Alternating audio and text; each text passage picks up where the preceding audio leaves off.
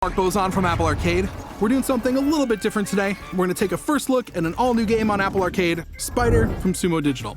So we're going to jump on in, I'll show you the first level, and you can get a closer look at it before you get your hands on it for yourself. Now in Spyder, you play as this mechanical spider named Agent 8, and your mission is basically to save the world. It's a 1960s throwback spy thriller, and by solving missions, shooting web, and using all sorts of different gadgets, you can thwart the super evil plans of a dastardly organization known as Sin. So let's kick things off. So we're introduced to the character, he's super cute. First mission here is called the War Room. It's kind of a tutorial for the game. 2 fingers on the screen lets us look around, so we can kind of pan around and look for objectives if we want. In this case, our objective is right in front of us. It's that printer over there, so we'll make our way over. Now, the first thing I want to point out with Spyder that's really cool is, since you're a mechanical spider, you can really just walk all over any part of the terrain in the game. So I'm walking on walls here, walking underneath furniture. There are also some surfaces that you can't climb up, and those are used later on to create some of the puzzles. In this case, the first step to this mission is really simple. We've got this document, and we need an unredacted version of it. So all the black bars have to go away. We need all the information to figure out what the evil organization Sin is up to in this first stage. Now, all the abilities in Spyder are meant to mimic an actual spider's behavior, but with a few different twists. You'll be web slinging and crawling around on different surfaces, as I showed you guys earlier, but this one's also super common, where you'll walk up to an object, in this case it's a power button, and you'll press and hold on the screen and then fire a splat gun to activate the button that you wouldn't otherwise be able to reach. So yes, even in a video game, we're solving technical problems by turning them off and on again. How lovely. All right, let's skip forward a little bit here. One little thing to point out, which is kind of cool as I walk over this keyboard, all those buttons are kind of indenting, which is a nice visual touch, but it's actually something the developers use in gameplay later on. So as you're walking around, you can see there, it's like clickety, clickety, click. They'll use that if you want to like later on hack different things, for example. They'll actually use it as an operational keyboard in the game, which is cool. So we've got the new ink cartridge in hand. We're going to come over and plop it into the machine and see if we can get a new version of this document printed out so we can find out what Sin is up to. So it is placed. We again use our incredible power of push button, and a new document came out. So we're in good shape. Unredacted, we now have the intel we need, and it basically says that they are attempting to launch a missile. Conveniently, the terminal to stop that is over here on the right. Not so convenient is that we are locked out of it. We need an ID card, we need security clearance, so we're gonna go on our way here and try to figure out how we can hack into this thing. So we'll make our move here. Oh, super quick here, just came into view of a security system, so shows an example of kind of some light stealth mechanics that happen in the game. If you get in line of sight, obviously a security camera sees you. You don't want that because you're a secret agent, so we're gonna go up and around.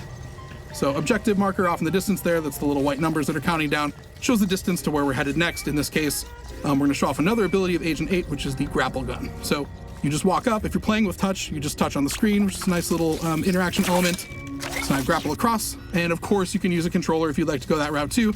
All the HUD kind of fades away and it becomes a more controller-centric game. But I actually really like kind of just tapping on the screen and interacting with the game that way. So we've got our next objective. It's to get inside of this lockbox, and there are 2 different keyholes. You can see one here, and then I'll walk over, you can see another one here.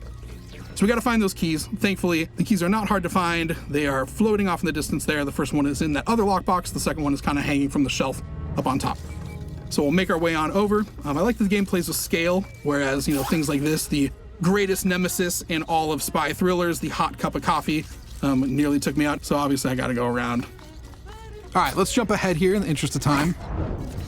The next step is using a built-in screwdriver mechanic. I like this one too. It's a nice mix of more touch controls. So I tap on the screw itself, and then I can actually just rotate my finger on the screen to unscrew it.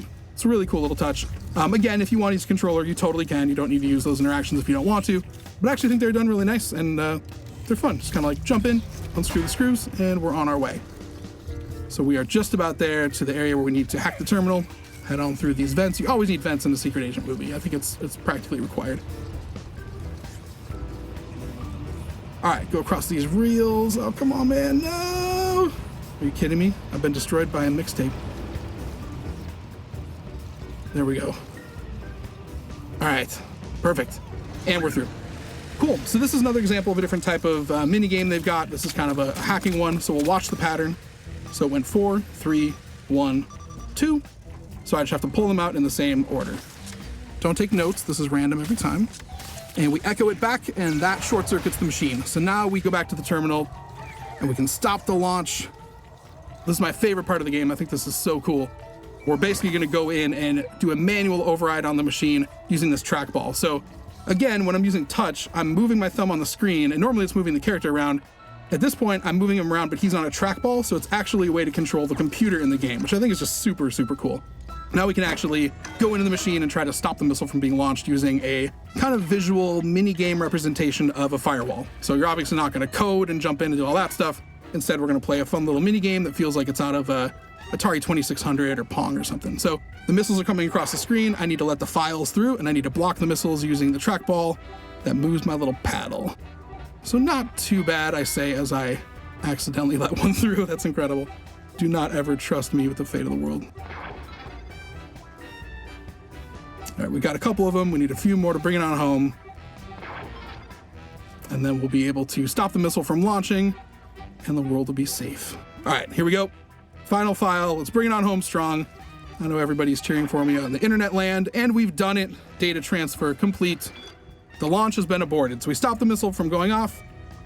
But as you will see, of course it is the training level only, and turns out the entire thing was actually New Employee Orientation Day. So all those guys are cheering for me. There was actual no threat. I'm pretty sure the coffee was still hot, so that part was a little bit scary. But outside of that, I was perfectly fine, totally safe, and they're just teaching me how to play the game.